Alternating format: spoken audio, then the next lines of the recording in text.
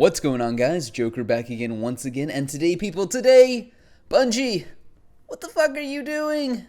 You had one job. I feel like you are my 16-year-old child, even though I definitely don't have a 16-year-old child, and I'm like sitting there bailing you out of jail. And I'm just kind of ashamed and pissed off. I mean, I love you, but god damn it, you fucked up. So what's going on? Well, in a previous video, we talked about Bungie's pay-to-win model rearing its ugly head in a more insidious way. Today, we're talking about what I believe to be one of the more egregious violations to player trust. In April, when the update drops, we will see the return of several Year 1 weapons. The Devil You Know, Shadow Price, LDR 5001, Badger CCL, The Comedian, The Swarm, Longbow Synthesis,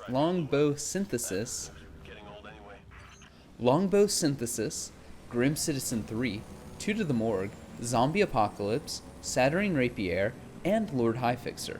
With the exception of the few House of Wolves weapons on that list, I have fond memories of everything there.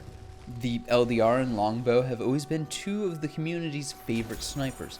The Comedian was Fellwinter's Lie only fair. Zombie Apocalypse, do I even need to talk about Zombie Apocalypse?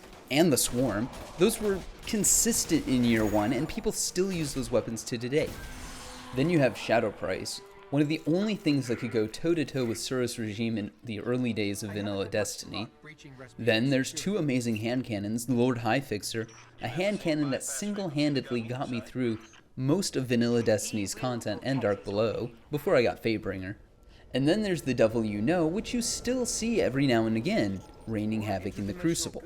Point being, these weapons were simply amazing. So how do you get them in Year 2? Are they in engrams? Will they drop at the end of Nightfalls? Will Lord Shax hand me one? On the conclusion of one of his bounties? Nope. The only way to get these weapons is by grinding out reputation. Now, for those of you who just listen to me talk, look at your screen. Normally, there's not anything important, but go ahead and take a look at your screen. This is my inventory. Impressive, right? I'm not bragging. That'll come when I open these things, and maybe I get good stuff to actually brag about. What I want to illustrate, however, is that I have over 100 engrams saved up.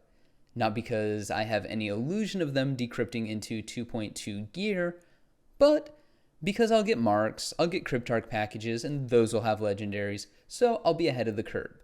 And in the unlikely scenario that maybe this isn't considered a DLC, and maybe, like the last time they introduced new exotics, I'll be able to get them, then I'm gravy. I already have all the things. Well, potentially. However, you and I know that the vast majority of these exotic engrams will be redundant. The chess pieces will be tons of Crest of Alpha Lupis. The gauntlets will be sealed grasps or sunbreakers. Most of it will turn into shards. On the flip side, all my legendary engrams, the 11 legendary weapon engrams and the 45 armor engrams, if I had to guess, 3 weapons and 6 pieces of armor will be viable. Not amazing, not great, not wonderful, just viable. And this is a large sample size. That's weeks, if not a month or so of drops saved up. This is probably a lot more loot than most people see, not counting Nightfall, faction packages, or other endgame drops. And the odds of getting something valuable are definitely not in the player's favor.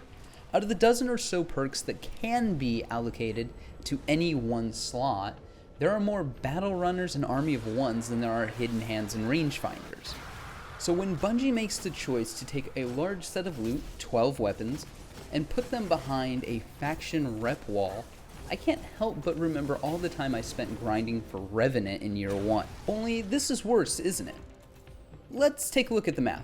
Currently, in order to complete a Crucible or Vanguard rep grind, you need 2,500 points. In April, provided these thresholds stay the same, you'll get 120 Vanguard rep per strike, and 90 Crucible rep per game. Do some simple math, and if you only do strikes or PvP, it'll take 28 Crucible matches and 21 Vanguard strikes to rank up once. If we take a favorable average on bounties that generally set around 50 rep apiece, and say on average they're worth 75 each a day, if completed on average, factoring in the less common 100-point bounties or the 65-point Vanguard bounties, then that would bring us to somewhere in the neighborhood of 450 points a day or 3,150 points a week, provided you have the time to do all these things. In the best case, you get 5 packages a month, maybe. And this is grinding. This is hardcore.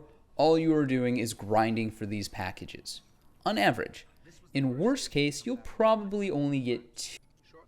And mind you, that is making an effort to at least try to do some of these things in order to get the packages.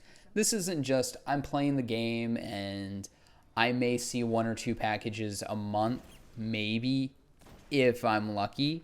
This is, I am really trying to get these packages, and I am putting all the free time I have into doing this to get these packages. And once you have jumped through all these hoops to obtain these packages, then you have, at the very best, provided all things are equal, a 1 in 17 chance to get what you want. And even then, you still have a higher chance of it being useless than you do it being a solid weapon worth the time investment. Bungie is showing a lack of respect for player time and investment.